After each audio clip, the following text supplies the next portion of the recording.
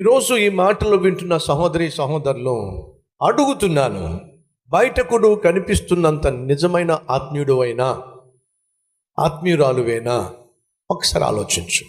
లేదా బయటకు ఒక రకంగా కనిపిస్తున్నా లోపటేమో మరొక వ్యక్తిపై జీవిస్తున్నావు, నటిస్తున్నావు, వేషధారిగా జీవిస్తున్నావు. ఇది నిజమా? అయితే మనల్ని మనం సరిచేసుకుందాం.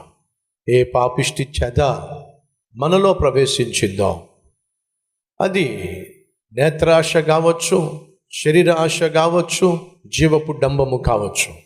ఏదైతే నీలో ప్రవేశించి నీ ఆత్మీయతను రోజు రోజుకు తినేస్తుందో, నీ పరిశుద్ధతను రోజు రోజుకు పాడు చేస్తుందో, దేవునితో ఉన్న సత్సంబంధాన్ని రోజు రోజుకు చెడగొట్టేస్తుందో, నీవు కలిగి ఉన్న సంతోషాన్ని, నువ్వు కలిగి ఉన్న ఆరోగ్యాన్ని, నువ్వు కలిగి ఉన్న ఆత్మీయతను నీకు కాకుండా చేస్తుందో, దాన్ని వెంటనే గుర్తించి దాని నిమిత్తం పశ్చాత్తాపపడి ప్రభువు సన్నిధిలో నీ జీవితాన్ని సరిచేసుకుంటే, ఎంత త్వరగా సరిచేసుకుంటే అంత మంచిదే.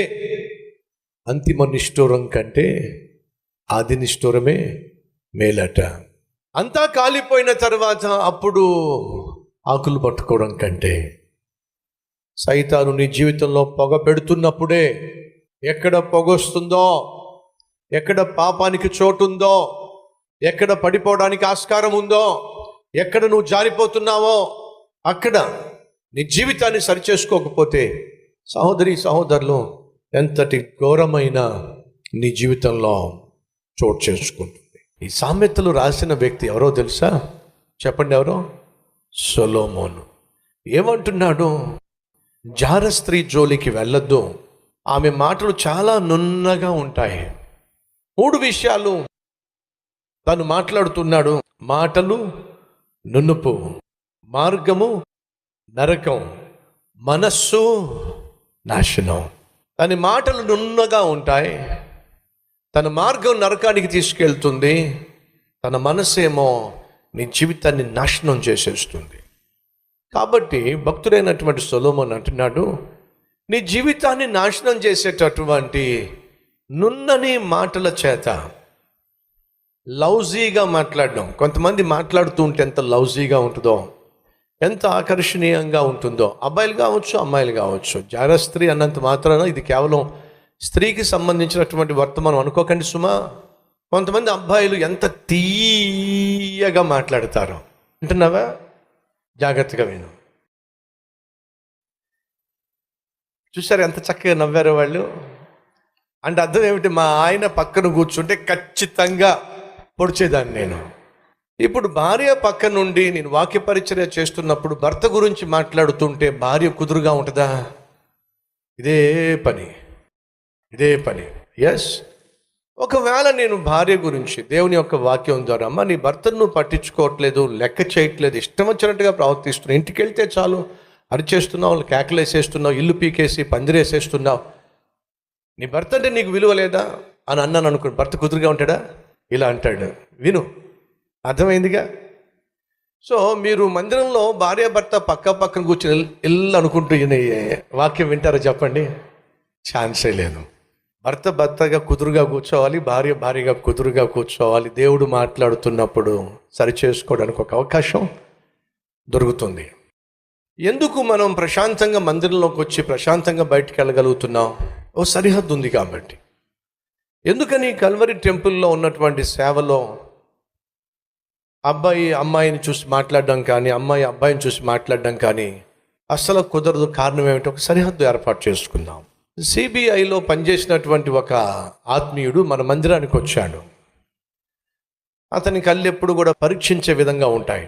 పాటలు పాడారు, వర్షిప్లో అబ్బాయిలు ఉన్నారు, అమ్మాయిలు ఉన్నారు, పాటలు పాడారు. ఆ తర్వాత చక్కగా స్టేజ్ దిగి వెళ్ళిపోయారు. అసలు వీళ్ళు ఎక్కడికి వెళ్ళారు, ఏం చేస్తూ ఉంటారు? వాళ్ళు చక్కగా స్టేజ్ దిగిన తర్వాత అందరూ కలిసి కబుర్లు చెప్పుకుంటూ కాఫీలు టీలు తాగుతారా, స్నాక్స్ తింటూ ఉంటారా? సాధారణంగా అనేక చోట్ల అదే జరుగుతుంది. వర్షిప్ టీం పాటలు పాడేసిన తర్వాత, వర్షిప్ చేసిన తర్వాత చక్కగా వెళ్ళి స్నాక్స్ తింటూ కబుర్లు చెప్పుకోవడం అనేది కొన్ని చోట్ల జరిగేటటువంటి సాధారణమైనటువంటి సంఘటన. అతను వెళ్ళి వీళ్ళు ఏం చేస్తారో చూద్దాము అని చెప్పి వెళితే, చక్కగా పాటలు పాడిన వాళ్ళు కాస్త దిగిన తర్వాత వాళ్ళ మీద అప్రాన్ వేసుకొని కూరగాయలు కట్ చేస్తూ ఉన్నారు. ఏం చేస్తున్నారు? కూరగాయలు కట్ చేస్తూ ఉన్నారు. సిస్టర్స్ వెళ్ళి సిస్టర్ పరిచర్లో పనిచేసుకుంటూ ఉన్నారు. ఈ కూరగాయలు కట్ చేసేటటువంటి వాళ్ళ దగ్గరకు ఈయన వెళ్ళి, బ్రదర్స్ మీరు మాత్రమే కూరగాయలు కట్ చేస్తున్నారు ఏమిటి, మీతో పాటు ప్రభువును వర్షిప్ చేసిన సిస్టర్స్ కూడా ఉన్నారు కదా, వాళ్ళు కూడా మీతో పాటు కలిసి చక్కగా ఒక చోట కూర్చుని కూరగాయలు కట్ చేయొచ్చు కదా అని అంటే, వాళ్ళు ఇచ్చిన సమాధానం ఏమిటో అతను నాకు చెప్తున్నాడు. ఒకవేళ సిస్టర్స్ వచ్చి మా పక్కన కూర్చుని మాతో పాటు కూరగాయలు కట్ చేస్తే మా అన్నయ్య ఊరి వేస్తాడు, మమ్మల్ని ఏం చేస్తాడట, ఊరేసేస్తాడు. ఇక్కడ అలాంటి పిచ్చి వేషాలు కుదరం. సిస్టర్స్ వైపే పరిచర్యలో పాలు పంచుకోవాలి, బ్రదర్స్ వైపే పాలు పంచుకోవాలి సేవలో. ఇక్కడ ఖచ్చితమైనటువంటి నియమము నిబంధన ఉంది. సహోదరి సహోదరులు, మన ఆత్మీయ జీవితం పదిలంగా ఉండాలి అంటే, పవిత్రంగా ఉండాలి అంటే దయచేసి సరిహద్దులు ఏర్పరచుకోండి. ఆ జీవితంలో దేవుడు నాకు ఆ కృపనిచ్చాడు. మీ అందరి ప్రార్థనల వల్ల ఆ కనికరము దేవుడు చూపిస్తూ వచ్చాడు. సంగమా, మన ఆత్మీయ జీవితాన్ని పదిలపరుచుకోవాలంటే ఆత్మీయతలో సరిహద్దులు ఏర్పరచుకోవాలి. ఉద్యోగం చేసే చోట ఖచ్చితంగా నిన్ను శోధించే వాళ్ళు ఉంటారు. చదువుకుంటున్నప్పుడు ఖచ్చితంగా నేను శోధించేటటువంటి అబ్బాయిలు అమ్మాయిలు నునుపైన మాటల చేత, తీయని మాటల చేత, ఆకర్షించే ఆకారం చేత నిన్ను లోపరుచుకునే ప్రయత్నం చేసేవాడు సాధారణంగా ఉంటారు.